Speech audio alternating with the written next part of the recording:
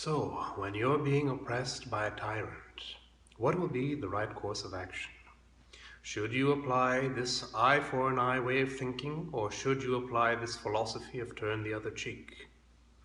You see, something we need to keep in mind about wisdom is that wisdom is not like a rigid rock that is set in stone. It's just like a doctor. The doctor understands very well that depending on the context and the situation, there's different kinds of medicine for different kinds of situations. Different kinds of medicines that work best within specific contexts. And the same is the case with everything in life. It all depends on the context. Take, for example, you see, this is another thing to keep in mind, that there is no physical action which, taken alone and isolated, possesses any quality of its own. You can smile. How many different ways can a human being smile? You can smile out of greed, you can smile out of anger, you can smile out of frustration, you can smile out of love, you can smile out of joy, you can smile out of jealousy. You can smile in multiple different ways, and it all depends on what is the intention and quality of the mind that is running as a thread beneath your actions. So all of our physical actions have their foundation in what are the internal qualities of the mind. Take killing, for example. If you are to kill somebody, generally people say, oh no, killing is a horrible, horrible thing. It is a sin. It is a vice. But again, it depends on the context. Are you killing out of greed? Are you killing out of anger? Perhaps you have killed by accident. It is even possible to kill out of compassion. You're walking in the forest.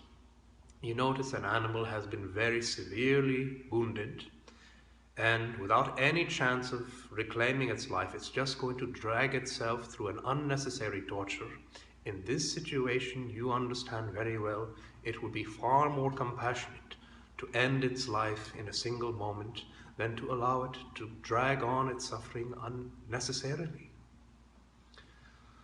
So, if you simply turn the other cheek to a man like Adolf Hitler, he's simply going to destroy you. And that is exactly the case when it comes to the recent crisis that has happened in Paris with these Islamic jihadists and terrorists. We need to keep it in mind that these are people who are highly determined, genuine, and sincere people. They may have a certain genuineness that is uncommon in the average person. How many people do you know who believe so intently on a certain principle that they're even willing to put their life on the line? That requires a very genuine quality. However, in this case, misguided. So I remember there's a principle in many of the martial arts where if you're initiated into these techniques, you would only be able to use them in a certain way within a certain context. With training, you can be forceful if you're training with the master and with other disciples, but isolated outside of that situation, there are specific rules and guidelines that you are to follow as a disciple. So when it comes to common everyday life, if you are to be attacked, you can use these techniques, but out of self-defense. Very rarely would you ever use it as an offensive. Largely out of self-defense, and then too, you want to use it in a way which creates as minimal suffering in the process.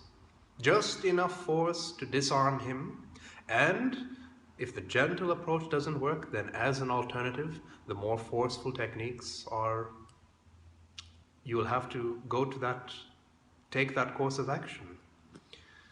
So I agree totally with that rationale. And at times, if you're too gentle in removing a malignant cancer, that cancer is just going to take your life. So let us not become all too dogmatic about this idea of non-violence. What is essential is, in taking the necessary course of action, that your action is founded, as I've said in a previous commentary, that your action is founded in a certain sense of love, balance, compassion, and guided by a certain wisdom. There's nothing that prevents you in aggressively removing a malignant cancer, and yet still there's a deep sense of love and compassion in your heart. So, rather than being overwhelmed by all sorts of antagonistic emotions, which is only going to create an enemy out of your own mind, we must be practical, down to earth, grounded, and, according to your clarity, taking the necessary action that is needed. And as far as the decisions that will be taken by leaders of politics in response to the crisis in Paris, it is my hope that they can bring even a small drop of this internal wisdom and balance, so that while you may need to respond to violence through a more aggressive course of action, yet at the same time, you're not sacrificing your integrity, dignity, nobleness of character, and your humanity in the process.